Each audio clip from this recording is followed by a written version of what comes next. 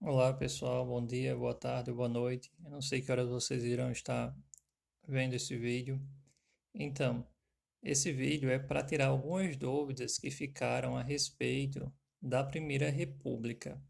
Então, a Primeira República, ela aconteceu de 1889 a 1930.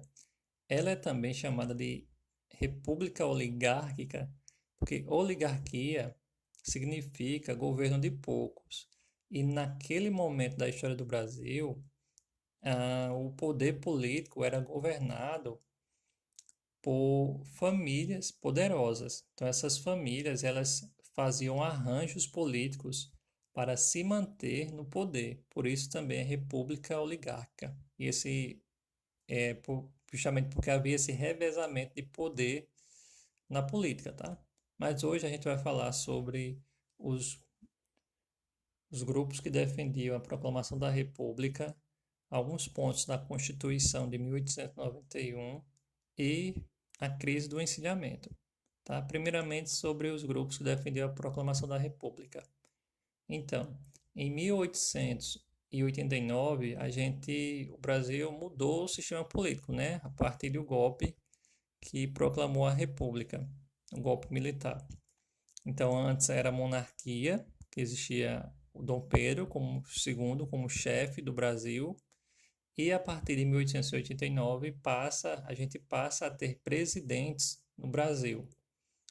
Então, para proclamar a República, havia três grupos diferentes que defendiam propostas diferentes. O primeiro grupo eram os republicanos, que defendia que o povo deveria participar da proclamação da República, deveria participar da política. Havia o grupo dos moderados, o segundo grupo, que defendia a ideia de limites para a participação do povo na política.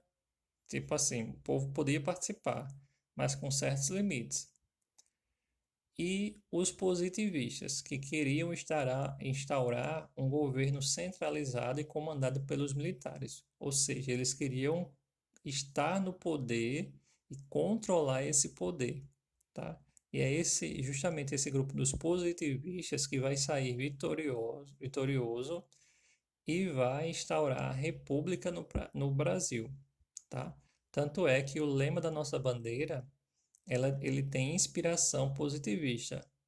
Só um parênteses, o positivismo, ele é uma corrente filosófica, tá bem? Que ocorreu no século XIX e tinha como um dos lemas principais o amor por princípio, a ordem por base e o progresso por fim. E isso inspirou a bandeira, o lema da nossa bandeira, que é ordem e progresso. Agora falando sobre a nossa Constituição de 1891, é o seguinte, o que é a Constituição? Primeiramente, o que é, né? Então, a Constituição, ela é a maior lei do país, tá? Na verdade, é um conjunto de leis. Então, lá tem as leis que vai reger e vai dizer como o Estado se organiza e quais são os direitos e deveres dos cidadãos da nação. E na Constituição de 1891 tinha alguns princípios, porque como se mudou o sistema político, que era monarquia, e mudou para a república, então foi necessário alterar a Constituição que existia anteriormente e criar uma nova Constituição, a de 1891. A nossa atual Constituição não é essa de 1891, é uma que foi criada em 1988, que possui várias questões que são diferentes da de 1891, tá? Nós já tivemos outras, mas é só para a gente compreender que a mais atual, a mais recente, que está em vigor, que nós seguimos, que o país segue, é a de 1988.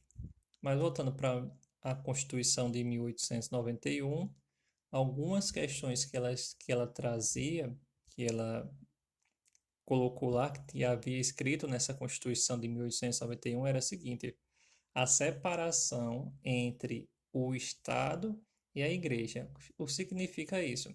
significa que a igreja não poderia interferir no Estado em assuntos que dizem respeito à relação dos cidadãos com o Estado. Por exemplo, registros civis de nascimento, que era antes, eram todos registrados pela igreja. Agora é o Estado, através da administração, que faz isso, tá? Registro de casamento, registro civil, registro de óbito é uma característica dessa separação da igreja entre o Estado. Outra ideia é justamente da igreja não interferir nas decisões que é do Estado, como, por exemplo, a liberdade de culto religioso, a não ter somente uma religião ou respeito a uma religião, a todas as religiões poderem se manifestar livremente, todas as crenças poderem realizar seus cultos. Isso significa um Estado laico, que é isso, justamente, que é essa ideia de separação entre o Estado e a Igreja. Outra característica dessa Constituição é a divisão dos poderes, que já existia, executivo, legislativo e judiciário, mas agora o poder moderador que antes existia na monarquia deixa de existir, tá? Então somente os três continuam a existir, o executivo, legislativo e judiciário. Executivo administra, legislativo cria leis, que é o Congresso, deputados e senadores, e o judiciário ele é responsável por fiscalizar a aplicação dessas leis. Já em relação ao voto, naquele momento a Constituição dizia o seguinte, que somente maiores de 21 anos e alfabetizados poderiam votar. Então, soldados, religiosos, mendigos não podiam votar. E as mulheres, por conta da tradição daquela época, elas também estavam impedidas de votar. Tá bem? Pronto, agora falaremos sobre a crise do encilhamento, apontando o que foi, suas causas, consequências e como foi resolvida. Primeiro, o que foi? Então, ela foi uma crise econômica, tá? Uma crise financeira que ocorreu no Brasil a partir de 1890, por conta de uma política que foi adotada pelo ministro da Fazenda, que é quem cuida das finanças do país, chamado Rui Barbosa. Então, Rui Barbosa, esse ministro, ele adotou uma série de medidas com o objetivo de incentivar a industrialização do Brasil, que naquele momento era muito atrasado. Nós possuíamos pouquíssimas indústrias. Então, a ideia de Rui Barbosa era justamente incentivar a industrialização do Brasil por meio da liberação de créditos bancários, que era justamente dar crédito e emitir moedas para que aqueles empreendedores eles pegassem o financiamento e construísse as fábricas, fizesse as fábricas, contratasse pessoas, pagasse o salário dessas pessoas, né? E a partir da venda dos produtos, os trabalhadores com seus salários comprariam os produtos e aí a economia funcionaria e o país se desenvolveria. Essa era a ideia de Rui Barbosa, mas não foi exatamente isso que aconteceu. Porque é o seguinte, houve o aumento da impressão de papel moeda, que é o do dinheiro em circulação, só que esse dinheiro em circulação ele não pode ser feito sem um controle, porque se você tem muito papel moeda, muito dinheiro em circulação, esse dinheiro ele perde o seu valor. Porque se a gente pensar em algo que tem valor, por exemplo, diamante, ouro, se tem muito em circulação, isso não teria valor. Que a gente só dá valor a um diamante porque justamente ele tem pouco diamante em circulação. Não tem diamante, não é todo mundo que pode ter um diamante. Também existe a questão do lastro da moeda, que cada país deve emitir a quantidade de moedas de acordo com a quantidade de reservas de ouro que possui. Então não pode sair imprimindo dinheiro para resolver os seus problemas se não tem uma reserva de ouro que determine a quantidade de papel moeda que deve estar em circulação, tá? Então, esse aumento foi uma das causas da crise, foi justamente o aumento da impressão de papel moeda. Outra causa foi a ampliação de crédito para pegar esse dinheiro, que é o seguinte, como o governo ele não criou um sistema para ter esse controle de quem pegaria o empréstimo. Então, muitas pessoas, usando de má fé, não pegavam o empréstimo, mas não para criar empresas e gerar empregos, mas sim para realizar a terceira causa, que é a especulação financeira. O que é isso? É as pessoas apostarem dinheiro que possuem e com o objetivo de ter um retorno financeiro o mais rápido possível, ter lucros o mais rápido possível.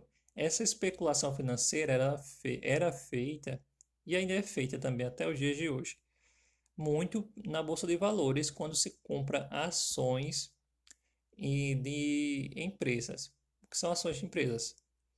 As empresas, algumas delas são sociedades anônimas, sociedade de ações. E a pessoa pode comprar, tendo dinheiro, pode comprar uma ação, e se ela der lucro, quem comprou a ação vai ter uma parte desse lucro, vai ganhar uma parte desse lucro. Então, empresas hoje em dia que são grandes empresas, Nestlé, Coca-Cola, Ambev, todas são sociedades de ações.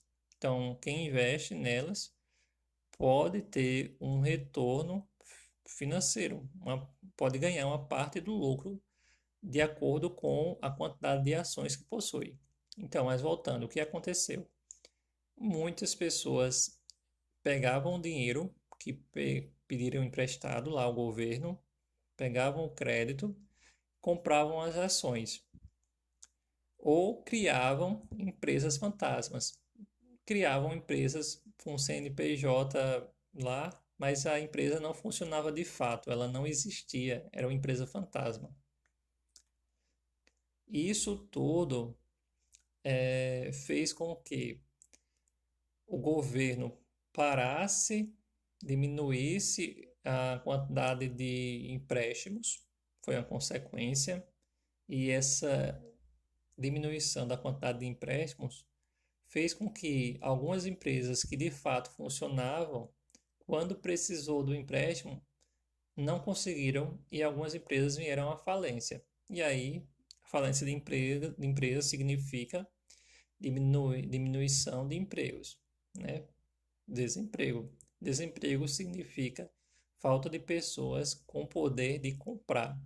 E isso gera uma crise, porque se não tem dinheiro para comprar, se não tem pessoas que têm dinheiro para comprar, outras empresas que fabricam os produtos também não têm a quem vender. E aí vira uma bola de neve, tá? Outra consequência foi a inflação. O que é a inflação? Foi a alta nos preços. A inflação, né, quando os preços se elevam. E com a inflação, se aumenta a inflação e se o salário continuar o mesmo, a gente perde o poder de compra, porque a gente não pode comprar mais do que comprava, porque os preços aumentaram. Isso é o que significa a inflação, tá? Os preços aumentam, mas as pessoas permanecem com o mesmo salário que ganhavam e não tem como comprar certos produtos que tiveram seu valor elevado. E como foi resolvida essa crise do ensinamento? A crise do ensinamento ela ocorreu em 1890, mas ela se alastrou até 1898. Então, ela passou 8 anos em uma crise grande no Brasil, tentando diminuir esses empréstimos, ajustar as contas, até que em 1898, no governo de Campos Salles, é feito um acordo com o Banco Britânico por meio de um empréstimo. Então, o Brasil pegou o empréstimo com o governo inglês, um empréstimo de 10 milhões de libras esterlinas, e por esse empréstimo o governo brasileiro deu como garantia as rendas das exportações que o país fazia. O Brasil era um grande exportador de café naquele momento. E também o governo brasileiro ele se comprometeu a equilibrar suas contas públicas, que é diminuir os gastos públicos. Além disso, também reduziu o excedente, ou seja, a quantidade que se passava de papel moeda em circulação. Então, a partir dessas série de medidas econômicas, foi, foi possível o governo, de certo modo, ajustar as contas públicas e diminuir a crise econômica que acontecia no país desde o início do governo republicano. Então é isso, pessoal. Até a próxima.